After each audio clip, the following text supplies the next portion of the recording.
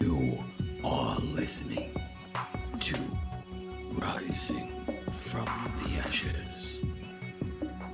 Premium podcasting. Yeah.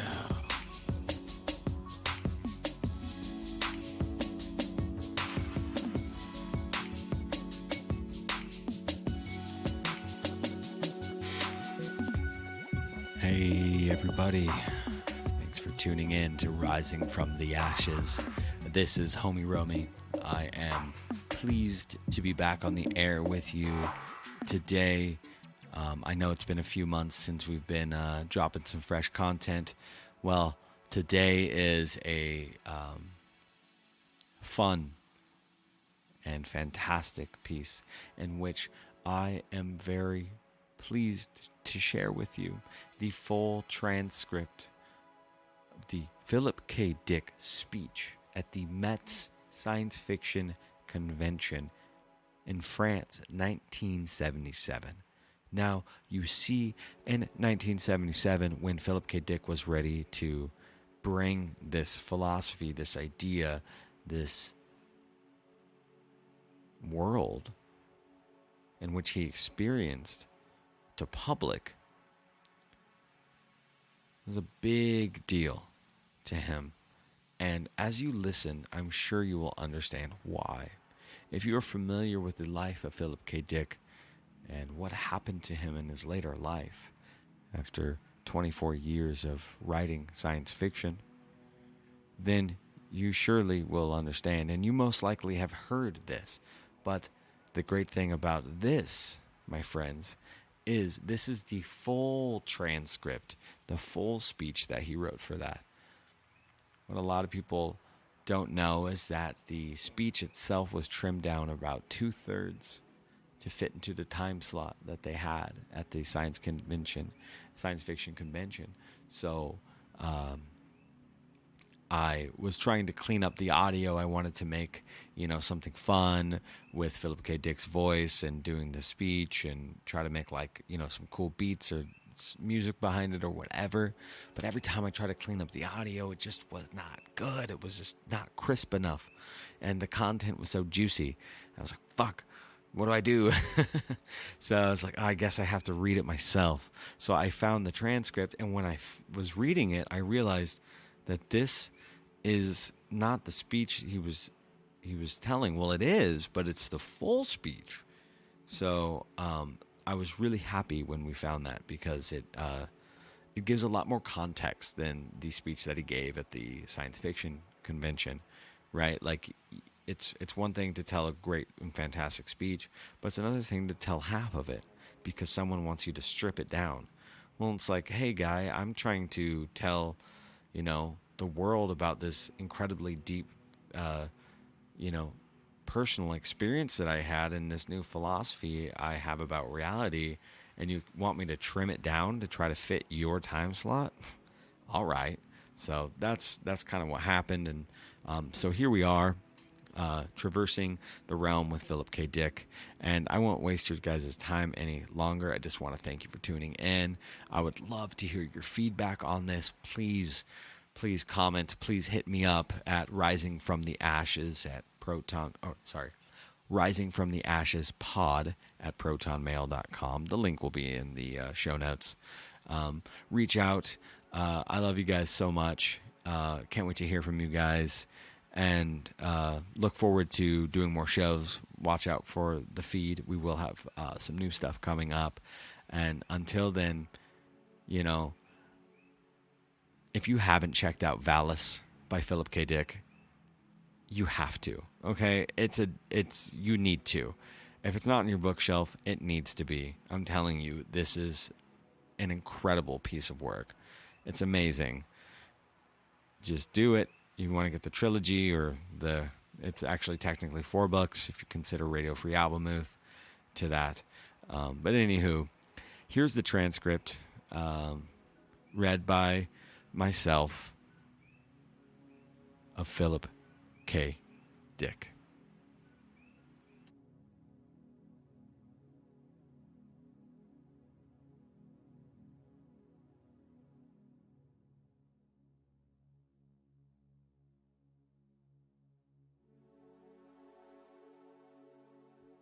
If you find this world bad, you should see some of the others. 1977. May I tell you how much I appreciate your asking me to share some of my ideas with you.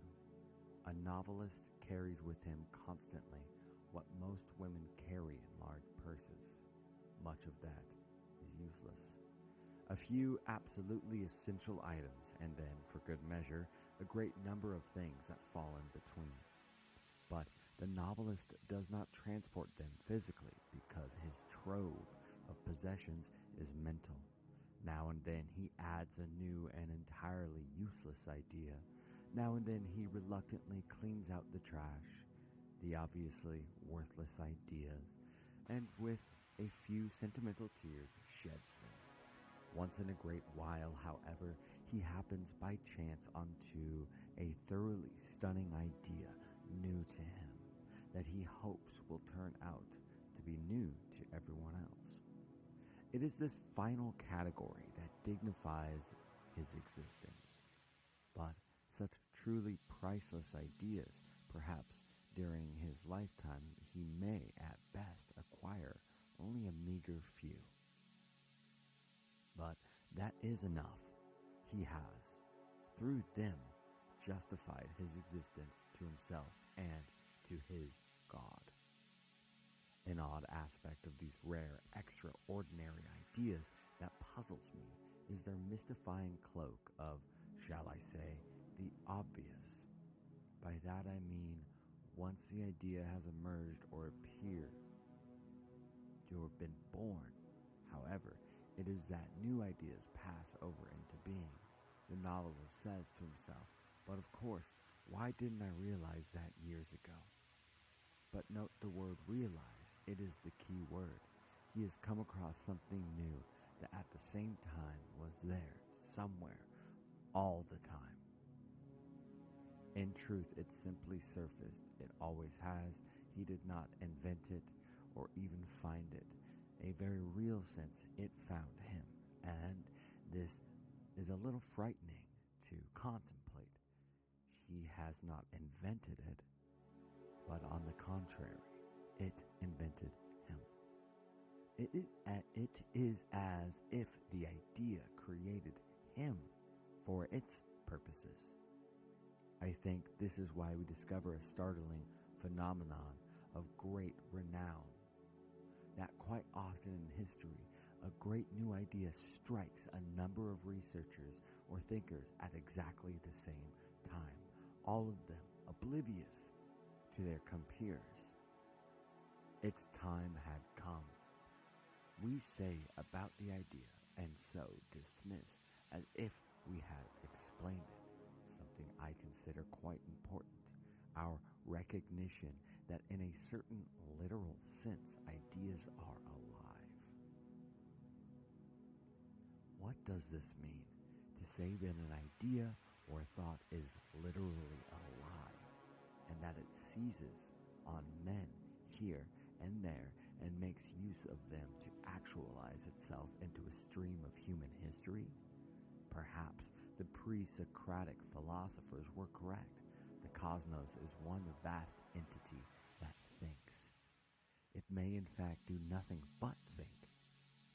In that case, either what we call the universe is merely a form of disguise that it takes, or it somehow is the universe, some variation on this pantheistic view.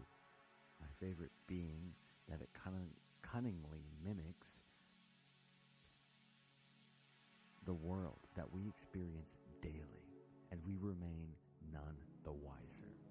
This is the view of the oldest religion of India, and to some extent it was the view of Spinoza and Alfred North Whitehead, the concept of an immanent God within the universe, not transcendent above it, and therefore not a part of it. The Sufi saying, the workman is invisible within the workshop, applies here. With workshop as universe and workman as God, but this still expresses the theistic notion that the universe is something that God created, whereas I am saying perhaps God created nothing, but merely is.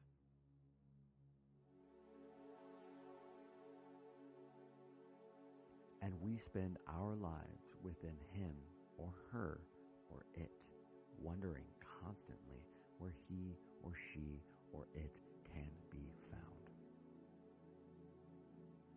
I enjoyed thinking along these lines for several years. God is as near at hand as the trash in the gutter. God is the trash in the gutter, to speak more precisely. But then, one day a wicked thought entered my mind. Wicked, because it undermined my marvelous pantheistic monism, of which I was so proud. What if, and here you will see how at least this particular science fiction writer gets his plots. What if there exists a plurality of universes arranged along a sort of lateral axis, which is to say, at right angles to the flow of linear time? I must admit that upon thinking this, I found I had conjured up a terrific absurdity. 10,000 bodies of God arranged like so many suits hanging in some enormous closet, with God either wearing them all at once or going selectively back and forth among them, saying to himself, I think today I'll wear one which Germany and Japan won World War II, and then, adding half to himself, tomorrow I'll wear the nice one in which Napoleon defeated the British. That's one of my best.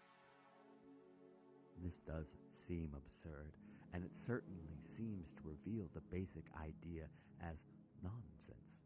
But suppose we recast this closet full of different suits of clothes, just a little, and say, what if God tries out a suit of clothes and then for some reason best known to him changes his mind, decides, using this metaphor, that the suit of clothes that he possesses or wears is not the one he wants, in which case the aforementioned closet full of suits of clothes is sort of a progressive sequence of worlds, picked up, used for a time, and then discarded in favor of an improved one?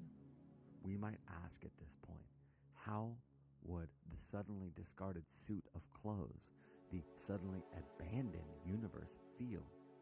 What would it experience? And for us, even more importantly, what change, if any, would the life forms living in that universe experience? Because I have a secret hunch that this exact thing does indeed happen. And I have a keen additional insight that the endless trillions of life forms involved would suppose incorrectly that they had experienced nothing, that no change had taken place. They, as elements of the new suits of clothes, would incorrectly imagine that they had always been worn, always been as they are now were, with complete memories by which to prove the correctness of their subjective impressions. We are accustomed to supposing that all change takes place along the linear time axis, from past to present to future. The present is an accrual of the past and is different from it. The future will accrue from the present on and be different yet. The orthogonal or right angle time axis could exist, a lateral domain in which change takes place. Processes occurring sideways in reality, so to speak. And this is almost impossible to imagine. How would we perceive such lateral changes? What would we experience? What clues, if we were trying to test out this bizarre theory, should we be on the alert for? In other words, how can change take place outside of linear time at all, in any sense, to any degree? Well, let us consider a favorite topic of Christian thinkers, the topic of eternity. This concept, historically speaking, was one great new idea brought by Christianity to the world. We are pretty sure that eternity exists, but the word eternity refers to something actual. In contrast, say, to the word angels. Eternity is simply a state in which you are free and somehow out and above of time. There is no past, present, future. There is just pure ontological being. Eternity is not a word denoting merely a very long time. It is essentially timeless. Well, let me ask this. Are there any changes that take place there, i.e., take place outside of time? Because if you say yes, eternity is not static. Things happen. Then I, at once, smile knowingly and point out that you have introduced time once more. The concept time simply denotes, or rather posits, a condition or state or stream, whatever in which change occurs. No time, no change. Eternity is static.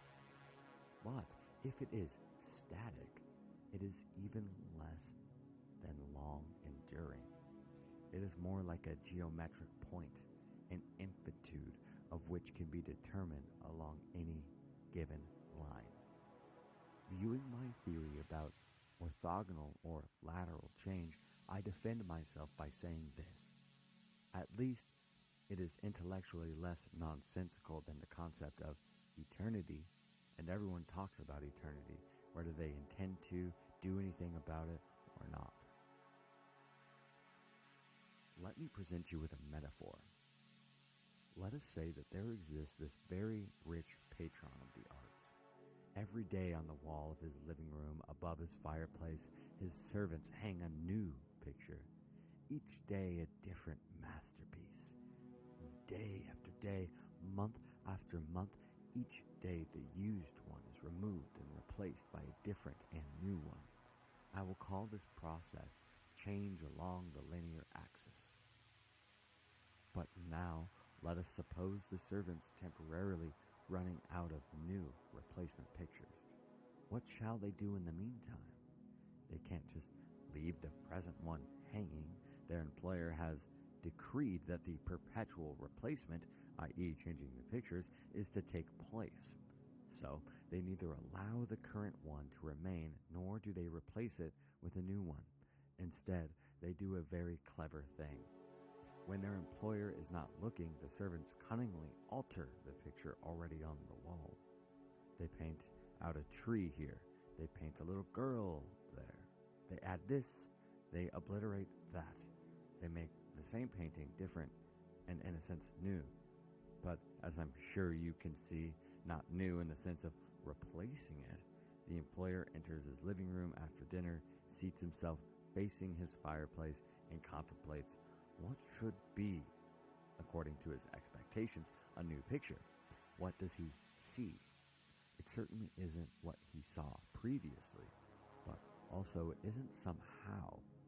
And here we must come to a very sympathetic with this perhaps somewhat stupid man, because we can virtually see his brain circuits are striving to understand. His brain circuits are saying, yes, it is a new picture. It is not the same one as yesterday, but also it is the same one, I think. I feel on a very deep intuitive basis, I feel that somehow I've seen it before.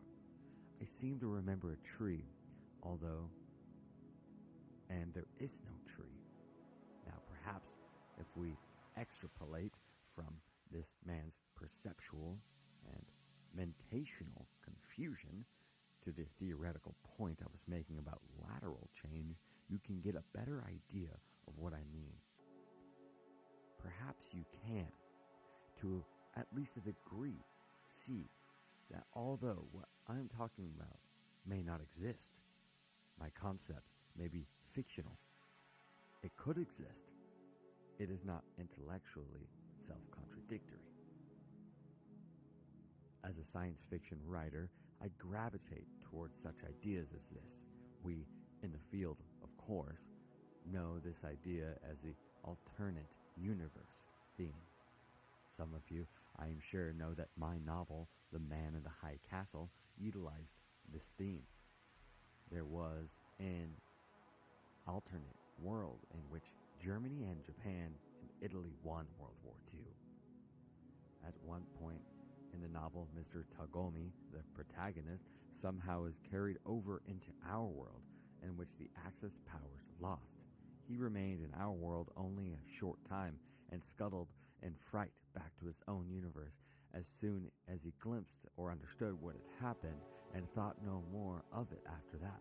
It had been for him a thoroughly unpleasant experience. Since being Japanese, it was for him a worse universe than his customary one.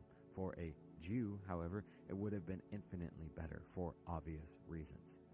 In The Man in the High Castle, I give no real explanation as to how or why Mr. Tagomi slid across into our universe. He simply sat in the park and scrutinized a piece of modern abstract handmade jewelry.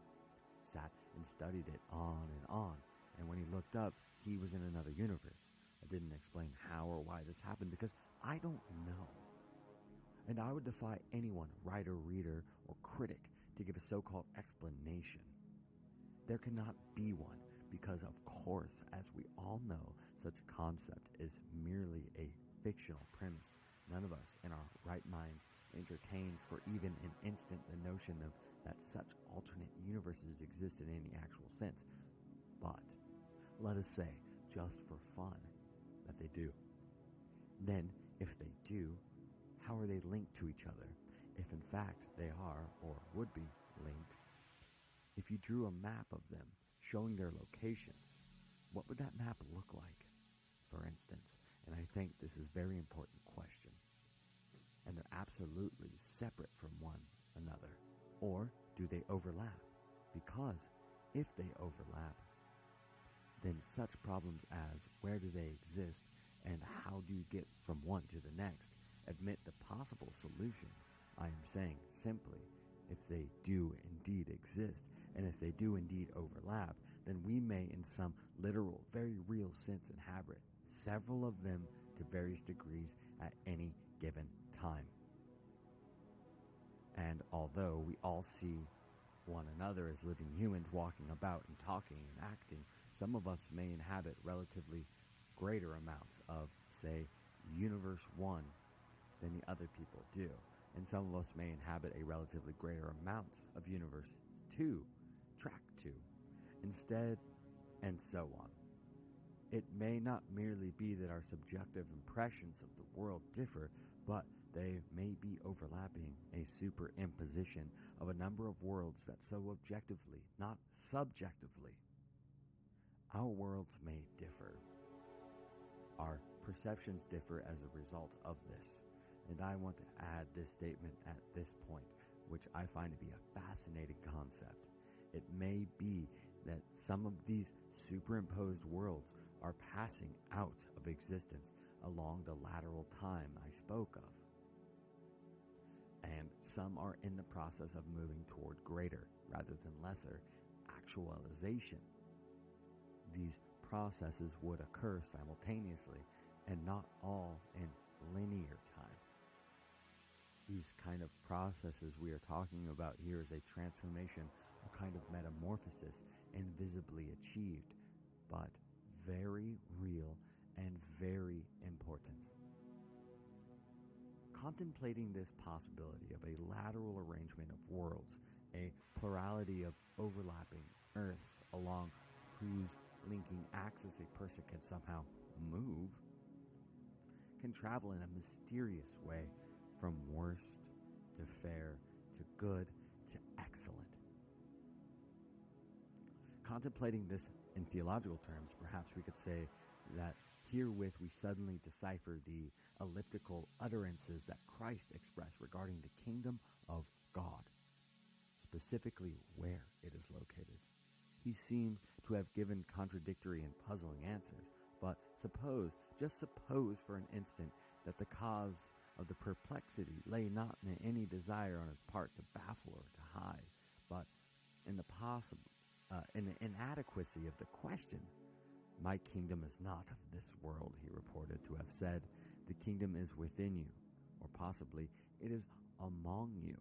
I put before you now the notion, which I personally find very exciting, that he may have had in mind that which I speak of as the lateral axis of overlapping realms, that contain among them a spectrum of aspects ranging from the unspeakably malignant to the beautiful. And Christ was saying over and over again that there really are many objective realms, somehow related and somehow bridgeable by living, not dead, men, and that the most wondrous of these worlds was just as subjectively viewing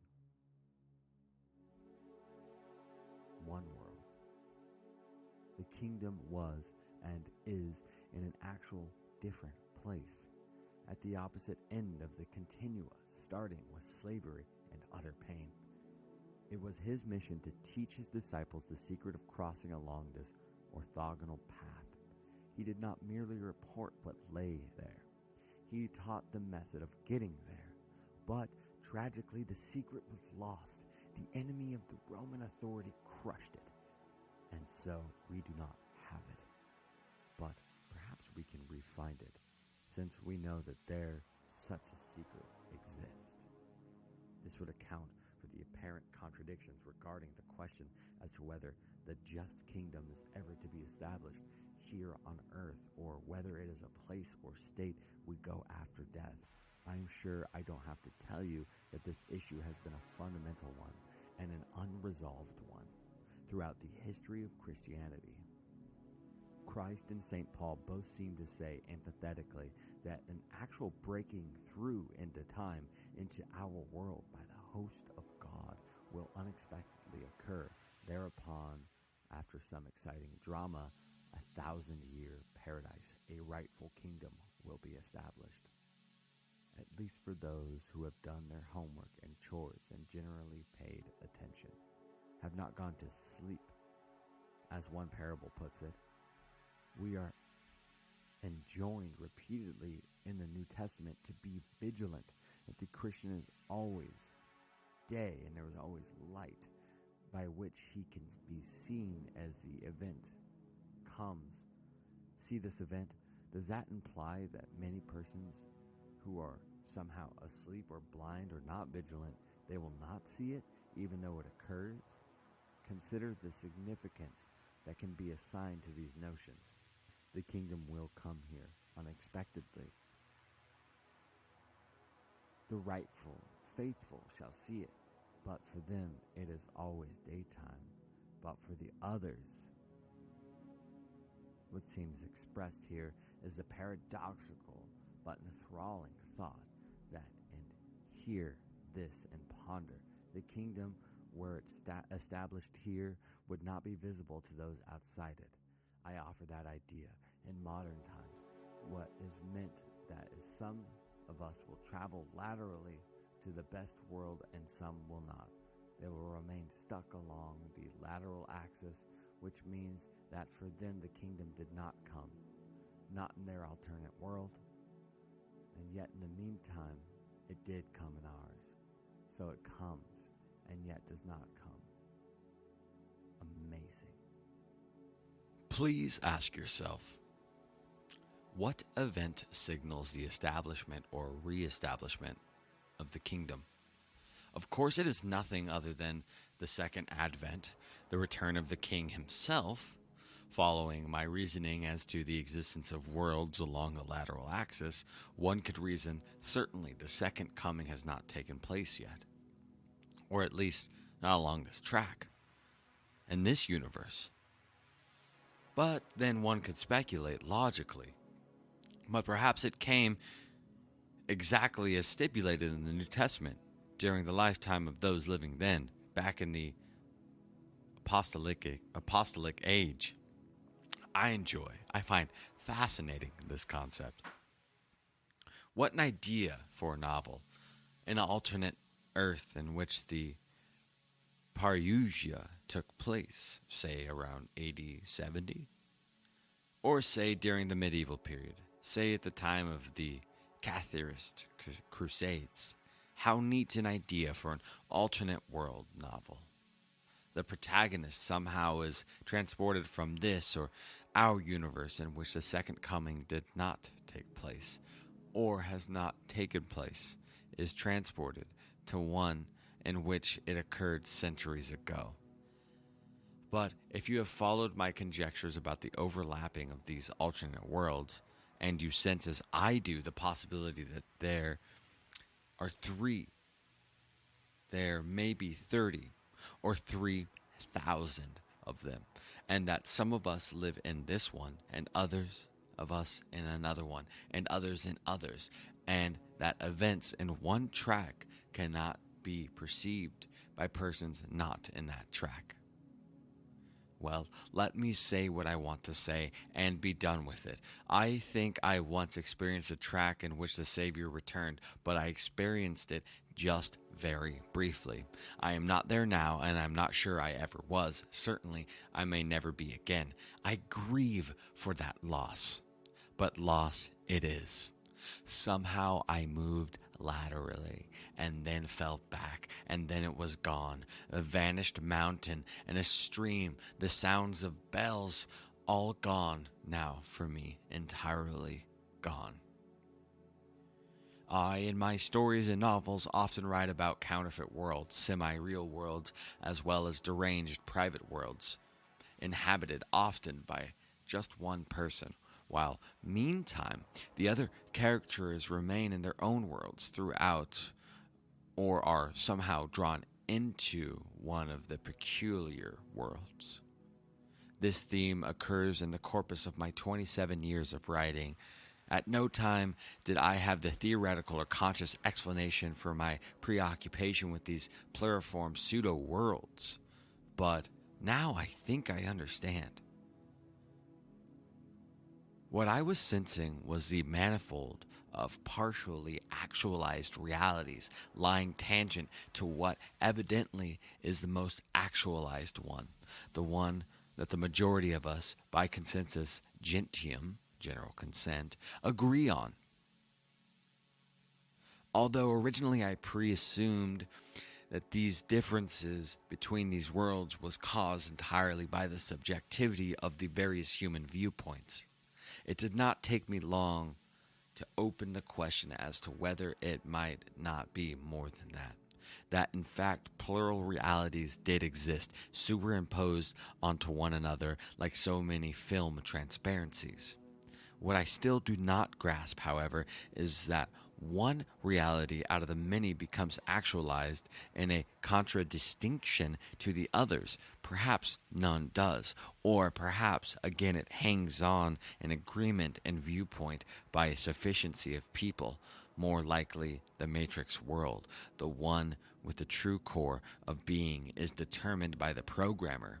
He or it articulates, prints out, so to speak, the matrix choice and fuses it with the actual substance, the core or essence of reality, that which receives or attains it, and to what degree that is within the purview of the programmer. The selection and reselection are part of a general creativity of world building, which seems to be its or his task.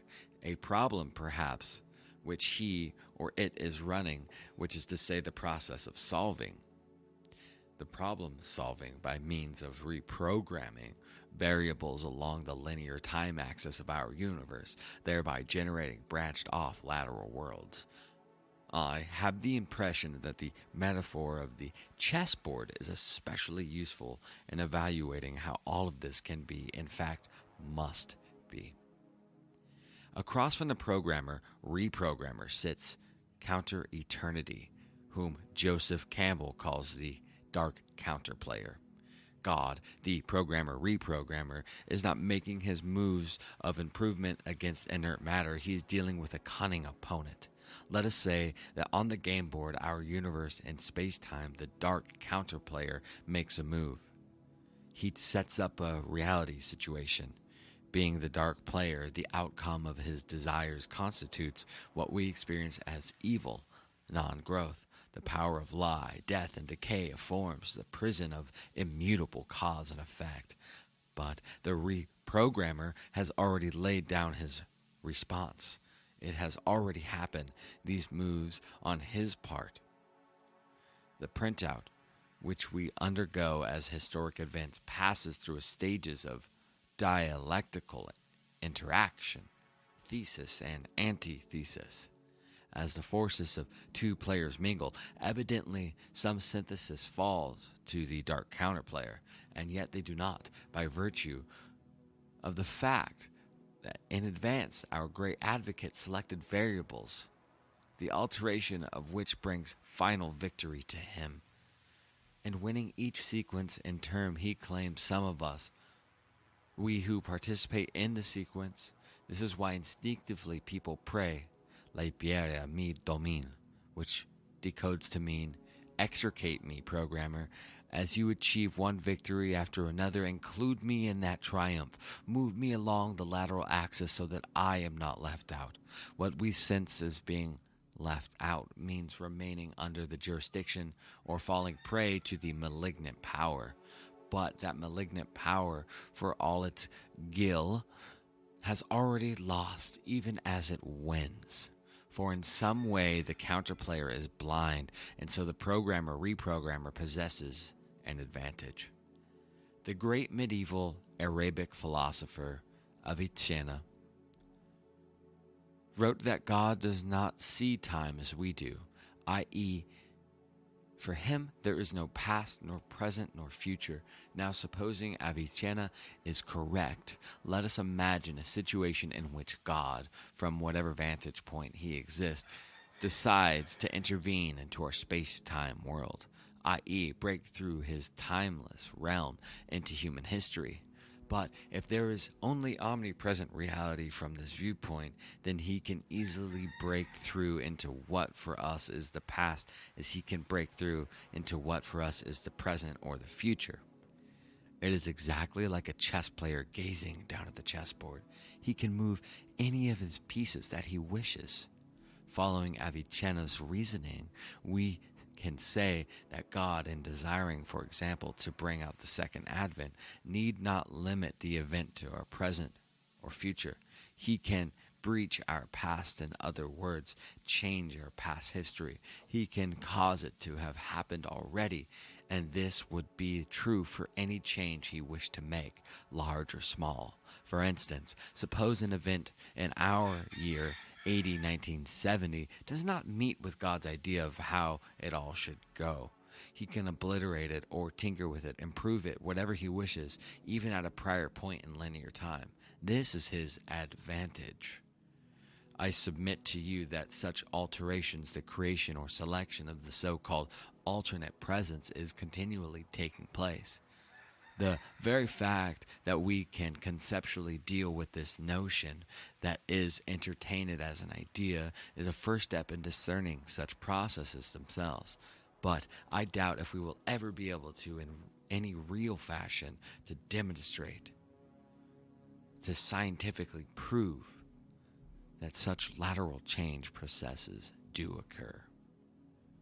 Probably all we would have to do would be to go on vestiges of memory, fleeting impressions, dreams, nebulous intuitions that somehow things had been different in some way, and not long ago, but now. We might reflexively reach for a light switch in the bathroom only to discover that it always had been in another place entirely. We might reach for the air vent in our car where there was no air vent, a reflex left over from a previous present, still active of a subcortical level. We might dream of peoples and places we had never seen, as vividly as we'd seen them, actually known them, but we would not know what to make of this, assuming we took time to ponder it at all. One very pronounced impression would probably occur to us, to many of us, again and again, and always without explanation, the acute, absolute sensation that we had done once before what we were here just about to do previously. Now, that we speak to a life particular moment or situation. But in what sense would it be called previously, since only the present, not the past, was evidently involved? we would have the overwhelming impression that we are reliving the present, perhaps in precisely the same way, hearing the same words, saying the same words. I submit that these impressions are valid and significant, and I will say even this: such an impression is a clue that some past time point, a variable, was changed, reprogrammed, as it were, and that because of this an alternate world branched off, became actualized instead of the prior one, and that in fact, in literal fact, we are once more living this particular segment of linear time. A breaching, a tinkering, a change had been made, but now in our present had been made in our past. Evidently, such an alteration would have been a peculiar effect on those persons involved. They would, so to speak, be moved back one square or several squares on the board game that constitutes our reality. Conceivably, this could happen a number of times, affecting any number of people, as alternate variables were reprogrammed. We would all go out and live, each reprogramming along the subsequent linear time axis. But to the programmer whom we call God, to him the results of the reprogramming would be apparent at once. We are within time, and he is not. Thus, too, this might account for the sensation people get of having past lives. They may well have, but not in the past, previous lives, rather in the present, and perhaps the unending repeated present, that like a great clock dial in which grand clock hand sweeps in the same circumference forever, with all of us carried along unknowingly, yet dimly suspecting, since at the resolution of every encounter of thesis and antithesis between the dark counterplayer and the divine programmer, a new synthesis is struck off. And since it is possible that each time this happens a lateral world may be generated, and since I conceive that each synthesis or resolution is to some degree a victory by the programmer, each struck off world and sequence must be an improvement upon, not just a prior one, but an improvement over all the latent or merely possible outcomes. It is better, but in no sense perfect, i.e. final. It is merely an improved stage within a process. What I envision clearly is that the programmer is perpetually using the antecedent universe as a gigantic stockpile for each new synthesis, the antecedent universe then possessing the aspect of chaos or anomie in relation to an emerging new cosmos. Therefore, the endless process of the sequential struck off worlds emerging and being infused with actualization is the negentropic in some way that we cannot see. In my novel Ubik, I present a motion along a retrograde entropic axis in terms of a Platonic forms rather than any decay or reversion we normally conceive. Perhaps the normal forward motion along this axis, away from entropy, accruing rather than divesting, is identical with the axis line that I characterize as lateral, which is to say the orthogonal rather than lineal time. If this is so, the novel Ubik inadvertently contains what would be called a scientific rather than philosophical idea. But here I am only guessing. Still, the fiction writer may have written more than he consciously knew. What blinds us to this hierarchy of evolving form in which new synthesis is that we are unaware of the lesser, unactualized worlds. And this process of interaction continually forming the new obliterates at each stage which came before. What at any given present instant we possess of the past is twofold, but dubious. We possess external, objective traces of the past embedded in the present, and we possess inner memories. But both are subject to the rule of imperfection, since both are merely bits of reality and not the intact form. What we retain existentially and mentally are therefore inadequate guides. This is implied by the very emergence of the true newness itself. If truly new, it somehow killed the old, that which was, and especially that which did not come to fully be.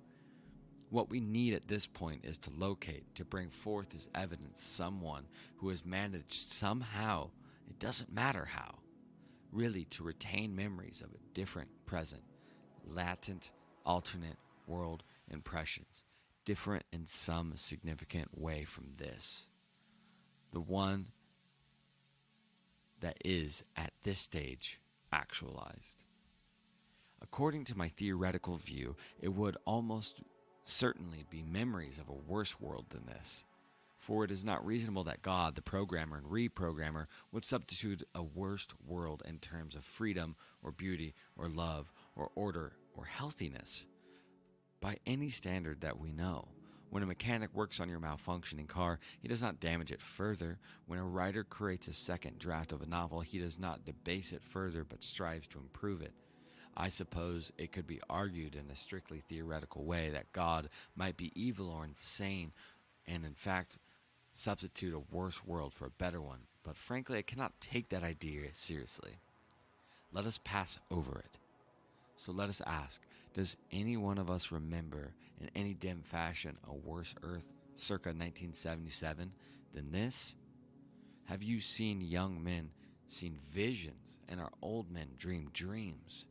Nightmare dreams specifically about a world of enslavement and evil, of prisons and jailers and ubiquitous police? I have. I wrote out the dreams in my novel after novel, story after story.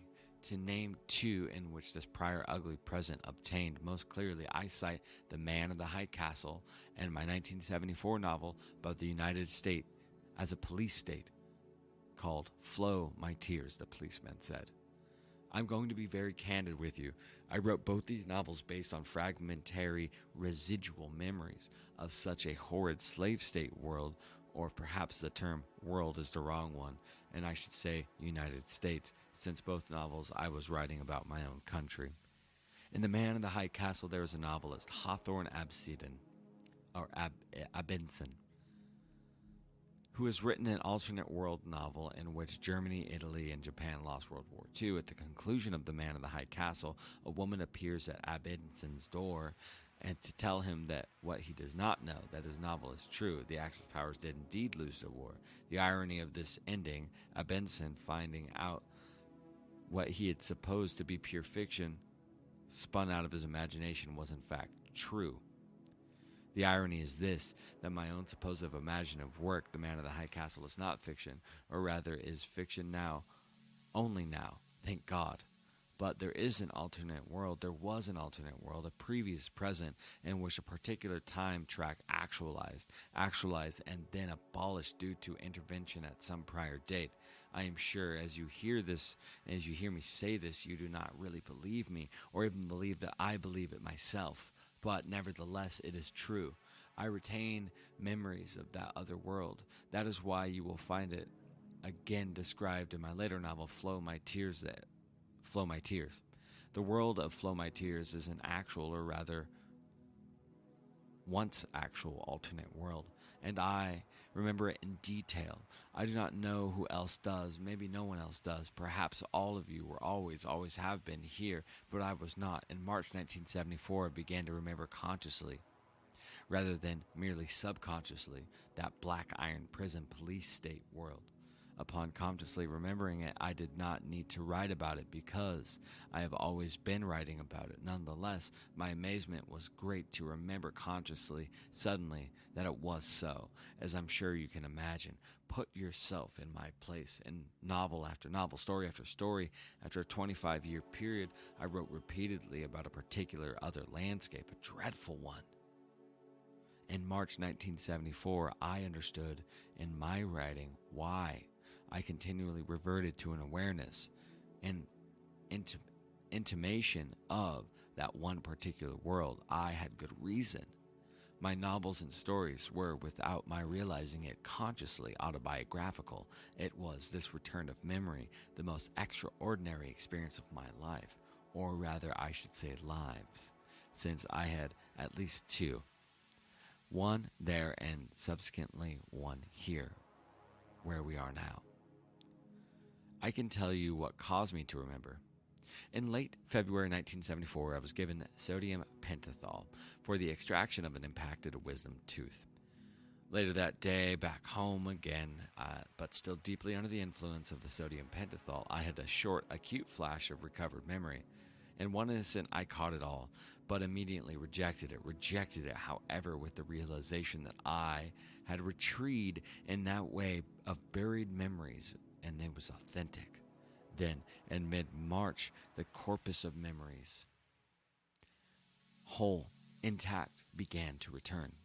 You are free to believe me or free to disbelieve, but please take my word on it that I am not joking. This is very serious, a matter of importance. I am sure that the very least of you will agree that for me, even to claim this in itself is amazing. Often people claim to remember past lives. I claim to remember a different, very different present life.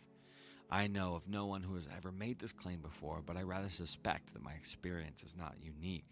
What perhaps is unique is the fact that I am willing to talk about it. Now, if you have followed me this far, I would like you to be kindly enough to dispose to go a little further with me. I would like to share something with you I knew, retrieved along with the blocked off memories. In March 1974, the reprogrammed variables tinkered with the back at some earlier date, probably in the late 40s. In March 1974, the payoff, the results of at least one and possibly more of the reprogrammed variables lying along the linear time in our past set in. What happened between March and August 1974 was a result of at least one reprogrammed variable laid down perhaps 30 years before, setting into motion a thread of change that culminated in what I am sure you will admit was a spectacularly important and unique historical event. The forced removal from office of the President of the United States, Richard Nixon, as well as those associated with him. In the alternate world that I remembered, the civil rights movement, the anti-war movement of the 60s had failed, and evidently the mid-70s Nixon was not removed from power. That which opposed him, if indeed anything existed or that could, was inadequate. Therefore, one or more of these factors tending toward the destruction of the entrenched tyrannical power had retroactively to us come to be introduced. The scales 30 years later in 1977 got tipped. Examined the text of Flow My Tears, and keeping in mind that it was written in 1970 and published in 1974, make effort to construct the previous events that would have taken place or not take place, to account for the world depicted as the novel lying slightly in the future. One small but critical theme is alluded to twice, I believe, in Flow My Tears. It has to do with Nixon in the future world of Flow My Tears. In the dreadful slave state that exists, as evidently as has existed for decades, Richard Nixon is remembered as an exalted heroic leader, referred to in fact as the second only begotten Son of God. It is evident from this and many other clues that Flow My Tears deals with not our future, but the future of a present world alternate to our own. Blacks, by the time Flow My Tears takes place, had become ecologically rarity, protected as the wild whooping cranes. In the novel, one rarely sees blacks on the street of the United States. But the year in which Flow My Tears takes place, only 11 years from now, in October 1988, obviously the fascist genocide against blacks in the United States in my novel begun long before 1977. A number of readers have pointed this out to me. One of them even pointed out carefully reading Flow My Tears not only indicates that the society depicted, the U.S. police state of 1988, had become an alternate world novel, but this reader pointed out that mysteriously at the very end of the novel, the protagonist, Felix Buckman, appears somehow to have slipped over into a different world, one of which blacks were not exterminated. Early in the novel, it is stipulated that a black couple is allowed to, by law, to bear only one single child, yet at the end of the novel, the black man at the all-night gas station proudly gets out his wallet and shows policeman General Buckman photographs of his 3 children. The open manner in which the black man shows the pictures to a perfect stranger indicates that for some weird and unexplained reason, it is no longer illegal for a black couple to have several children. Somehow, just as Mr. Tagomi slipped over briefly into her alternate present, General Buckman in Flow My Tears did the same thing. It is evident in the text of Flow My Tears and where the police general slipped over. It was just before he landed his flying vehicle at All Night gas station and encountered, hugged, in fact, the black man. The slipover, which was to say the movement in which the absolutely repressive world of the bulk of the novel faded out, took place during the interval in which General Buckman experienced a strange dream about a king-like old man with white wooled beard, wearing robes and a helmet, and leading a posse of similarly helmeted robed knights. This king and these helmeted knights appearing in the rural world of the farmhouse and pastureland where General Buckman had lived as a boy. This dream, I think, was a graphic depiction of General Buckman's mind and the transformation taking place. Objectively, it was a kind of inner analog that was happening outside of his entire world. This accounts for the changed Buckman, the very different police general who lands at the all-night gas station and draws the heart with an arrow piercing it, giving the piece of paper with its drawing to the black man as communication of love. Buckman at the gas station is encountering the black stranger is not the same Buckman who appeared earlier throughout the book. The transformation is complete, but he is unaware of it.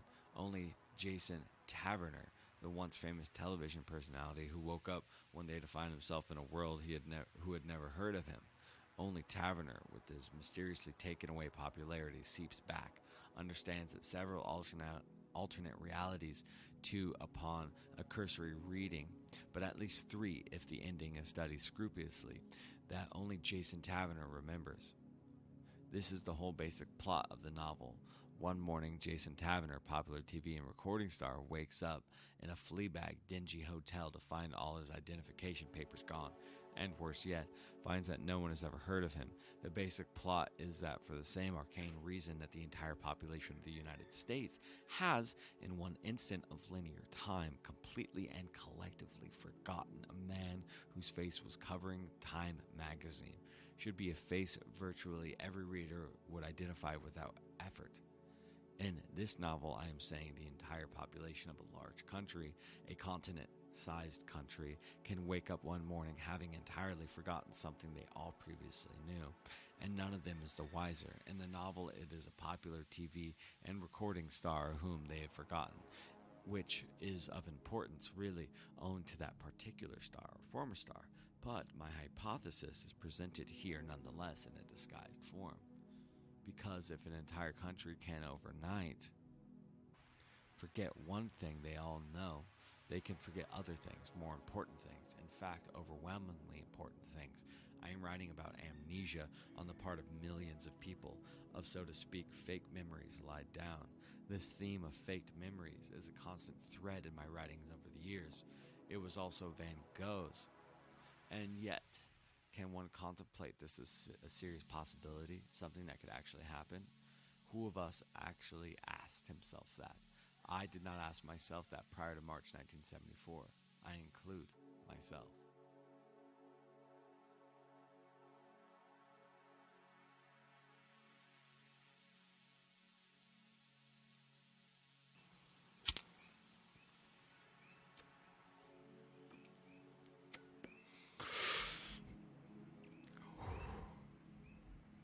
You will recall that I pointed out that after Police General Buckman slipped over into a better world, he underwent an interchange appropriate to the qualities of the better world, the more just, the more living, the warmer world in which the tyranny of the police apparatus was already beginning to fade away, as would a dream upon the awakening of the dreamer. In March 1974, when I regained my buried memories, a process called in Greek anamnesis, which literally means the loss of forgetfulness, rather than a merely remembering. Upon those memories re-entering consciousness, I, like General Buckman, underwent a personality change. Like his, it was a fundamental, but at the same time subtle. It was me, yet it was not me. I noticed it. mostly in small ways, things I should have remembered but did not, things I did remember, and what things those were but should not have. Evidently, this had been my personality in what I call track A. You may be interested in one aspect of my restored memories that strikes me as the most astonishing. In the previous alternate present in track A, Christianity was illegal, as it had been 2,000 years ago. At its inception, it was regarded as subversive and revolutionary, and let me add, this appraisal by the police authorities was correct. It took me almost 2 weeks after the return of my memories and my life in track A to rid myself of the overpowering impression that all references to Christ, all sacerdotal acts, had to be veiled in absolute secrecy. But historically, this fits the pattern of a fascist takeover, especially those along Nazi lines. They did so regard Christianity, and had they attained a victory in the war, this surely would have been their policy in that portion of the United States that they controlled. For example, Jehovah's Witnesses under the Nazis were gassed in the concentration camps along with the Jews and Gypsies. They were placed right up at the top of the list. And in the other modern totalitarian state, for the same reason, it is banned and its members persecuted. I mean, of course, the USSR. The three great tyrannical states in history that have murdered their domestic Christian populations, Rome, the Third Reich, and the USSR, are, from an objective standpoint, three manifestations of a single matrix. Your own personal beliefs about religion are not an issue here. What is an issue is a historic fact, and therefore I ask you to ponder objectively what the overwhelming fear I felt regarding Christian rights and protestations of a faith signifies about the track A society abruptly remembered. It is a decisive clue about track A. It tells us how radically different it was. I would like you, if you have gone this far, to accept my statements about my other memories that have, under the sodium pentothal, returned. It was a prison. It was dreadful. We overthrew it, just as we overthrew the Nixon tyranny. But it was far more cruel, incredibly so, and there was a great battle and loss of life. And please, let me add one other fact, maybe objectively unimportant, but to me interesting nonetheless. It was in February of 1974 that my blocked off memories of track A returned, and it was in February 1974 that Flow My Tears was finally, after 2 years' delay, published. It was almost as if the release of the novel, which had been delayed so long, meant that in a certain sense it was all right for me to remember. But until then, it was better that I did not. Why that would be, I do not know, but I have the impression that the memories were not to come to the surface until the material had been published, very sincerely on the author's part, as what he believed to be fiction. Perhaps had I known, I would have been too frightened to write the novel, or perhaps would I have shot my mouth off and somehow interfered with the effectiveness of these several books, whatever effectiveness that may be or was. I don't even claim that there was an intended effectiveness. Perhaps there was none at all, but if there was one, and I repeat the word if, emphatically, it was almost certainly to stir subliminal memories in readers back to dim life, not a conscious life, not a entering consciousness as in my own case, but to recall them on a deep and profound, albeit unconscious level. What life as a police tyranny is like, and how vital it is, now or then, at any time, along any track, to defeat it. In March 1974, the really crucial moves to depose Nixon were beginning. In August, 5 months later, they proved successful. Although these reprogrammings, this intervention in our present, may have been designed more to affect a future continuum rather than our own. As I said at the beginning, ideas seem to have a life of their own. They appear to seize on people and make use of them.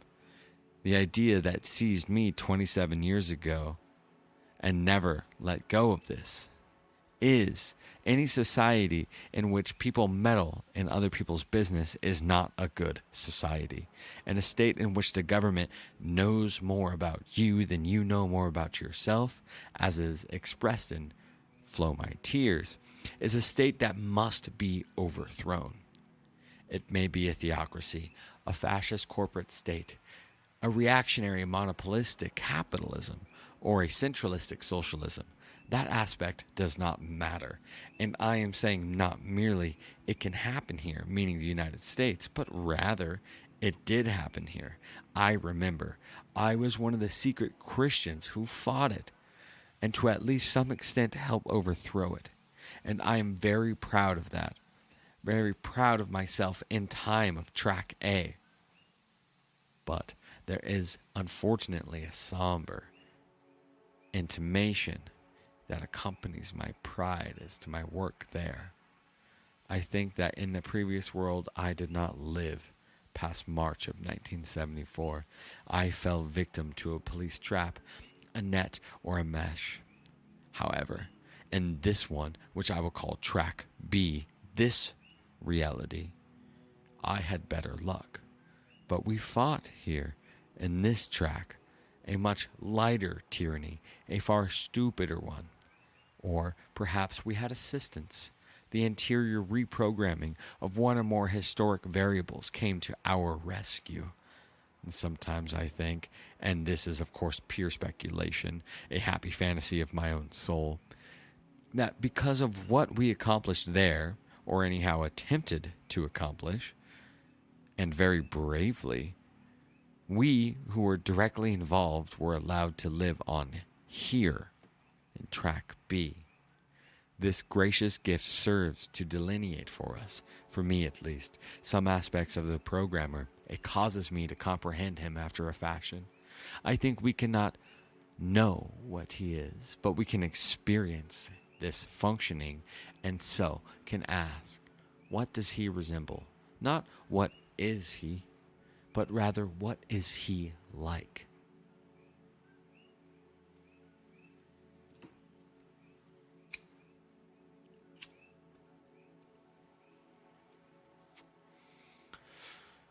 First and foremost, he controls the objects, processes, and events in our space-time world.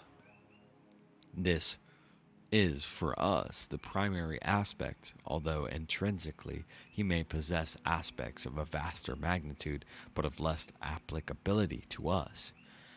I have spoken of myself as a reprogrammed variable, and I have spoken of him as the programmer and reprogrammer during a short period of time in March 1974. At the moment in which I was resynthesized, I was aware perceptually. Which is to say, aware in an external way of his presence. At that time, I had no idea what I was seeing. It resembled plasmic energy. It had colors. It moved fast, collecting and dispersing. But what it was, what he was, I am not sure, even now.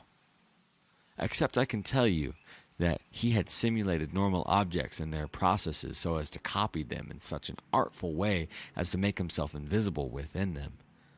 As the Ventantist put it, he was the fire within the flint, the razor within the case. Later research showed me that in terms of group cultural experience, the name Brahman has been given to this omnipresent, immanent entity.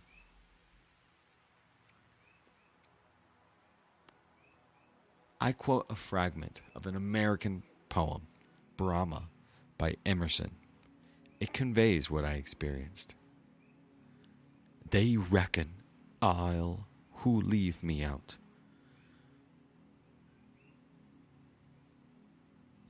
They reckon ill who leave me out. When me they fly, I am the wings. I am the doubter and the doubt. I am the hymn the Brahmin sings. By this I mean that during that short period, a matter of hours or perhaps a day, I was aware of nothing, but that was not the programmer.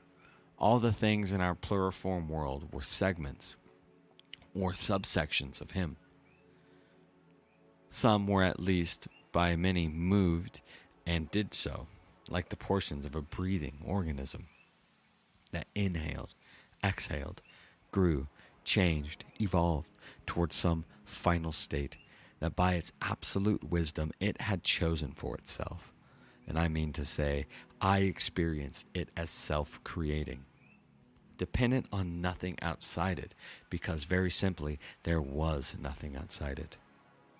As I saw this, I felt keenly that through all of the years of my life, I had literally been blind. I remember saying over and over to my wife, I've regained my sight. I can see again. It seemed to me that up until that moment, I had been merely guessing as to the nature of reality around me. I understood that I had not acquired a new faculty of perception, but had rather regained an old one. For a day or so I saw as we all once had thousands of years ago. But how had we come to lose sight? This superior I, the morphology must still be present in us, not only latent, otherwise I would have not reacquired it even briefly. This puzzles me yet. How was it that for 46 years I did not truly see but only guessed at the nature of our world, and then briefly did see, but soon after lost that sight and became semi-blind again? That interval in which I actually saw was evidently the interval in which the programmer was reworking me. He had moved forward as palpably sentient and alive, as set to ground. He had disclosed himself. Thus it was said that Christianity, Judaism, and Islam are revealed religions. Our God is the Deus absconditus, the hidden God. But why? Why is it necessary that we be deceived regarding the nature of our reality? Why was he cloaked himself as a plurality of unrelated objects and his movements as a plurality of chance processes? All the changes and all the permutations of reality that we see are expressions of this purposeful growing and unfolding of this single entelechy. It is a plant, a flower, an opening rose. It is a humming hive of bees. It is music, a kind of singing. Obviously, I saw the programmer as he really is, as he really behaves, only because he had seized on me to reshape me. So I say, I know why I saw him, but I cannot say. I know why I do not see him now, nor why anyone else does not. Do we collectively dwell in a kind of laser hologram, real creatures in a manufactured quasi-world? A stage set within whose artifacts and creatures a mind moves that is determined to remain unknown?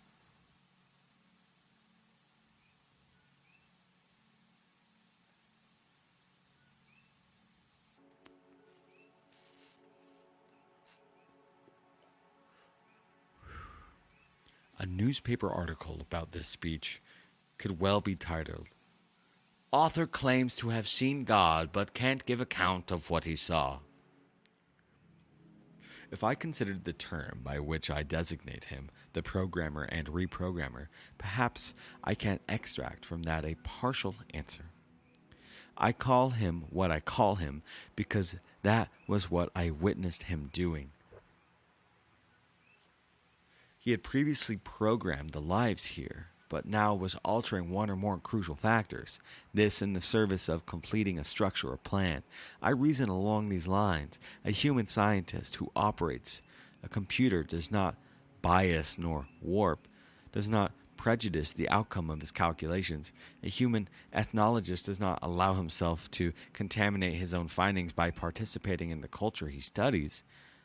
Which is to say, in certain kinds of endeavors, it is essential that the observer remain occluded off from what he observes. There was nothing malign about this, no sinister deception. It is merely necessary. If indeed we are collectively being moved along desired paths towards a desired outcome, the entity that sets us in motion along those lines, that entity which not only desires that particular outcome, but that wills that outcome, he must not enter into palpably, or the outcome will be aborted. What then we must turn our attention to is not the programmer, but the events of the programmed. Concealed through the former is, the latter will confront us. We are involved in it. In fact, we are instruments by which it is accomplished. There is no doubt in my mind as to the larger historic purpose of the reprogramming that paid off so spectacularly and gloriously in 1974. Currently, I am writing a novel about it. The novel is called VALIS, the letters standing for Vast Active Living Intelligence System. In the novel, a government researcher who is very gifted but a little crazy formulates a hypothesis that declares that located somewhere in our world there exists a mimicking organism of high intelligence. It is so successfully mimics natural objects and processes that humans are routinely unaware of it. When, due to a chance of exceptional circumstances, a human does not perceive it, he simply calls it God and lets it go at that. In my novel, however, the government researcher is determined to treat his vast intelligent mimicking entity the way a scientist would treat anything under scrutiny. His problem is, however, that by his own hypothesis he cannot detect the entity. Certainly a frustrating experience for him. But also in my novel, I write about another person unknown to this government researcher, that person that has been having unusual experiences for which he has no theory.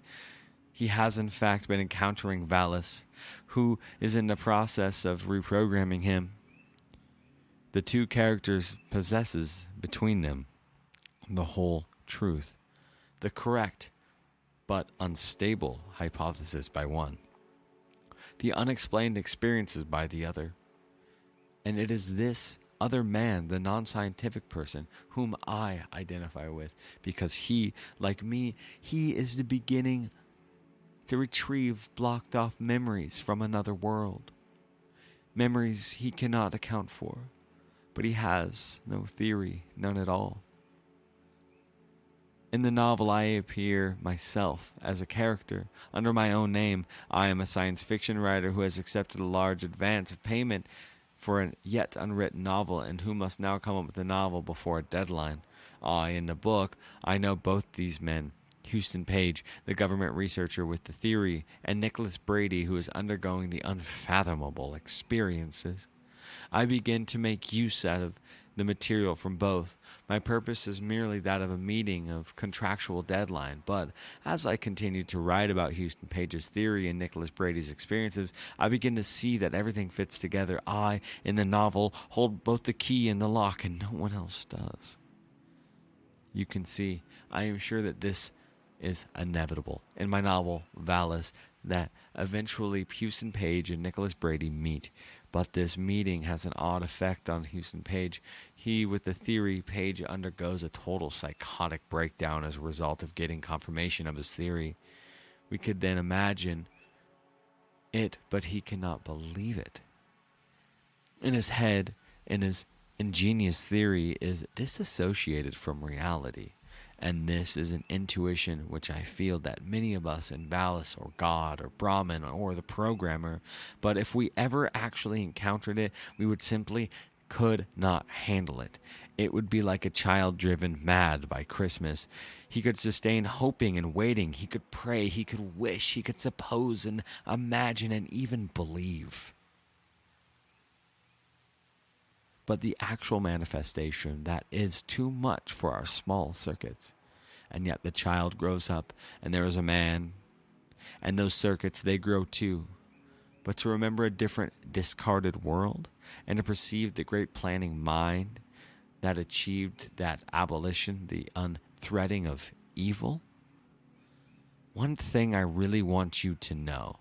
I am aware that the claims I am making, claims of having retrieved buried memories of an alternate present, and to have perceived the agency responsible for arranging that alteration, these claims can neither be proved, nor can they be made into a sound rational in the usual sense of the word.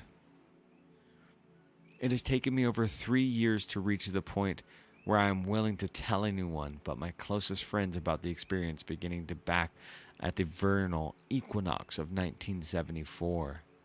One of those reasons motivating me to speak about it publicly at last, to openly make this claim, is a recent encounter I've undergone, which, by the way, bears resemblance to Hawthorne Abendson's experience in The Man in the High Castle with the woman Julia Fink. Julia read Abendson's book about a world in which Germany and Japan and Italy had lost the World War II, and she felt that she should tell him what she comprehended about the book. That final scene at The Man in the High Castle, I think, has been the source for a similar scene in my later story, Faith of Our Fathers, where the girl Tanya Lee shows up and acquaints the protagonist with the actual reality situation, which is to say that much of this world is delusional, and purposefully so. For several years I had the feeling, a growing feeling, that one day a woman would appear to me, a complete stranger to me, would contact me to tell me that she had some information to impart to me, would then appear at my door just as Juliana appeared at Abenson's door, and would forthwith, in the gravest possible way, tell me exactly what Julia had told Benson, that my book, like his, was in a certain real, literal, and physical sense not fiction but the truth. Precisely. That has recently happened to me. I am speaking of a woman who systematically read each other every novel of mine, more than 30 of them, as well as many of the stories, and she did not appear, and she was a total stranger, and she did inform me of this fact. At first, she was curious to find out if I myself knew, or, if not that, whether I suspected it. The probing between us, the cautious questioning, lasted 3 weeks. She did not inform me suddenly or immediately, but rather gradually, watching carefully each step of the way, each step along the path of communication and understanding, to see my reaction. It was a solemn matter, really, for her to drive 400 miles to visit an author whose many books she had read, books of fiction, and the author's imagination, to tell him that they were superimposed worlds in which we live, not one world only, and that she had ascertained that the author in some way was involved with at least one of these worlds, one cancelled out at some past time, rewoven and replaced. And most of all, does the author consciously know this? It was a tense but joyful moment when she reached the point where she could speak candidly. That point where did not arrive in our encounter until she was certain that I could handle it. But I had, 3 years earlier, posited theoretically that if my retrieved memories were authentic, it was only a matter of time before a contact and cautious, guarded probing someone would occur. Initiated by a person who had read many of my books and for some reason or another deduced the actual situation, I mean knew what the significant information was that the books and stories carried. She knew from my novels and stories which world I had experienced, which of the many which she could not determine until I told her that it was in February of 1975 I had passed across into a third alternate present, track C, we shall call it.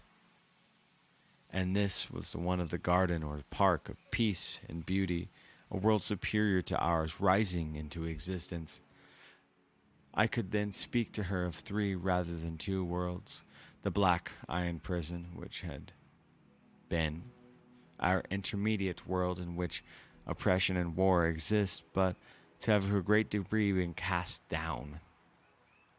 And a third alternate world that someday, when the correct variables in our past have been reprogrammed, will materialize as a superimposition onto this one, and within which, as we awaken to it, we shall suppose that we had always lived there. The memory of this intermediate one, like the last of the Black Iron prison world, eradicated mercifully from our memories.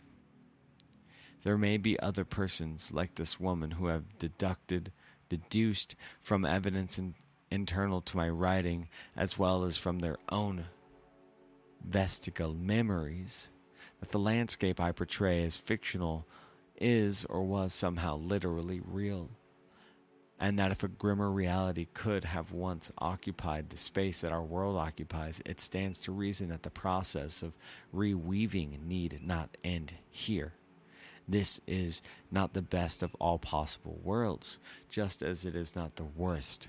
The woman told me nothing that I did not already know, except that by independently arriving at the same time conclusion, she gave me the courage to speak out, to tell this, but at the same time knowing that as I do, so that in no way, none of what I know at least can this presentation be verified.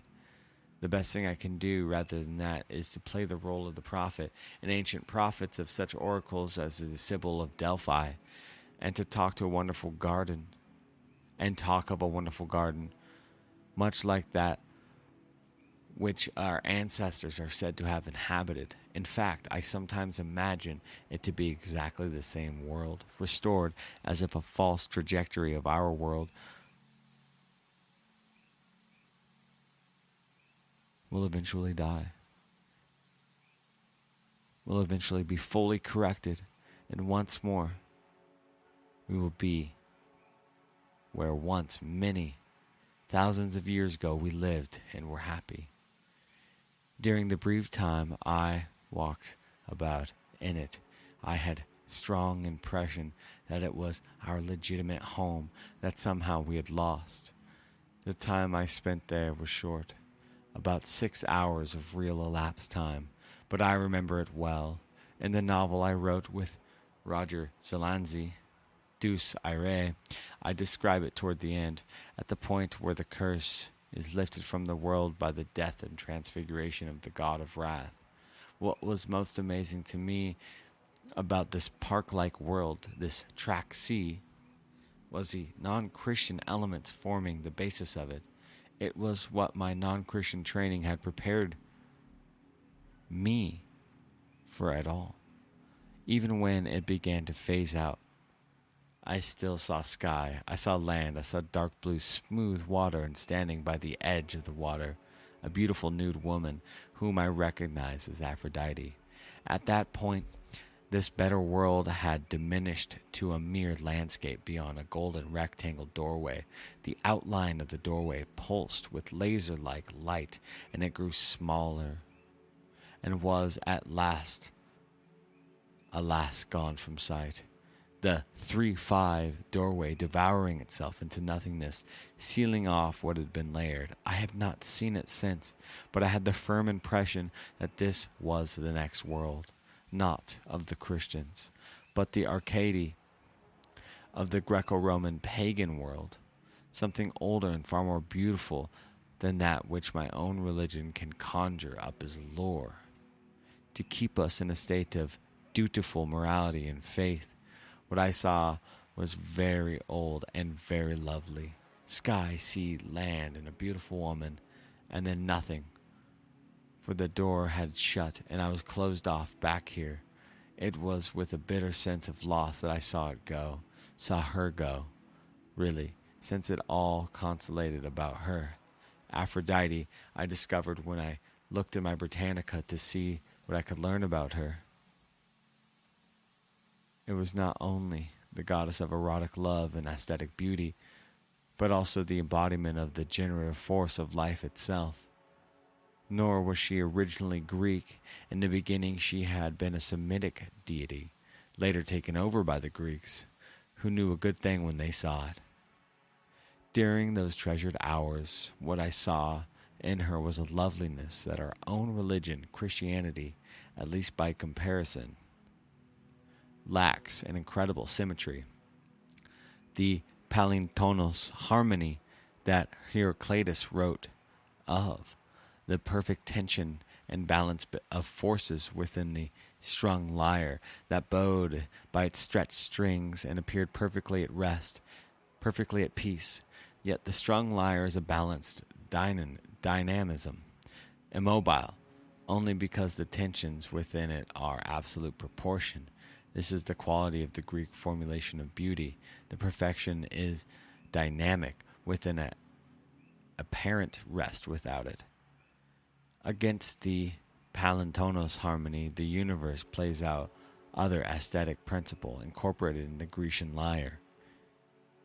The palintropos harmony, which is the back and forth oscillation of the strings as they are played.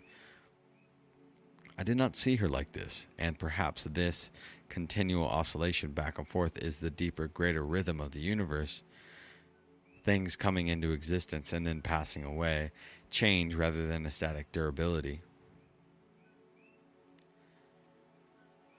But for a while, I had seen the perfect space, peace, perfect rest, a past we have lost, but a past returning to us as if by means a long-term oscillation, to be available as our future, in which all lost things shall be restored.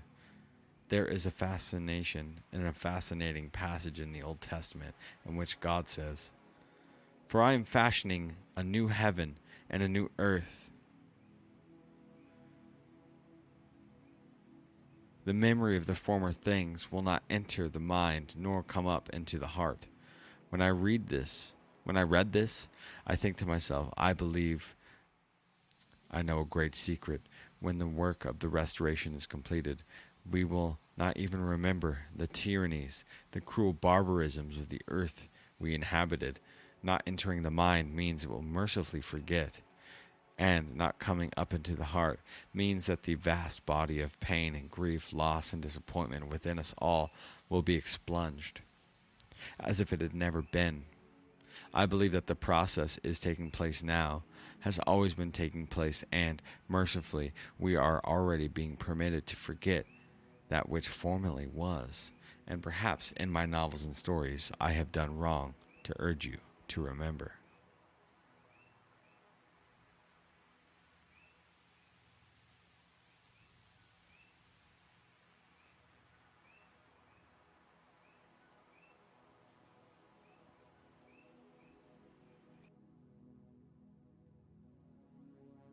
That was the full speech, unedited, from Philip K. Dick, in which what he had written to originally read at the Science Fiction Convention in Metz, France.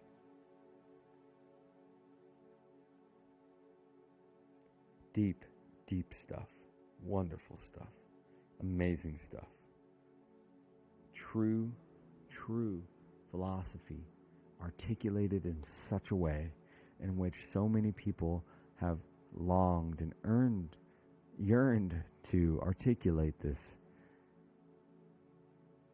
understanding and feeling, to put this concept into dreams, to put this concept into deja vus, to put this concept into what you have experienced in your life, in your reality, to put this concept into thought, to lay the seed in your wonderful garden of your wonderful and beautiful mind. My friends, rest in paradise. Rest in your palm tree paradise, brother Philip K. Dick. I pay you homage, I respect your works, and I am so glad to have stumbled across your works when I did, as they were a divine invasion into my life, seemingly swept me away on my spiritual journey as I traversed the plane. How I came across your work was incredible through doing the research, doing this work, doing the thing, and one of my favorite esoteric researchers talking about the book VALIS being his new Bible. That's what he said. And when he said those words, I said, what the fuck is VALIS? And there I went down the rabbit hole, and I've never looked back, my friends, to think of all these years of researching the deep, dark craziness of the ether. VALIS brought me deeper in it, and Philip K. Dick is a wonderful character in which has helped me and you and I and we and they and them traverse the plains of the unknown. So thank you so much for listening today. And thank you so much, Philip K. Dick, again. Remember, my friends, look up to the sky, look within your heart, look down past your feet, and look into your lovers' and friends' eyes with true, demeaning love, with wonderful depth. And give hugs and give grace. Until next time, it is Homie Romy. Thank you for listening to Rising from the Ashes.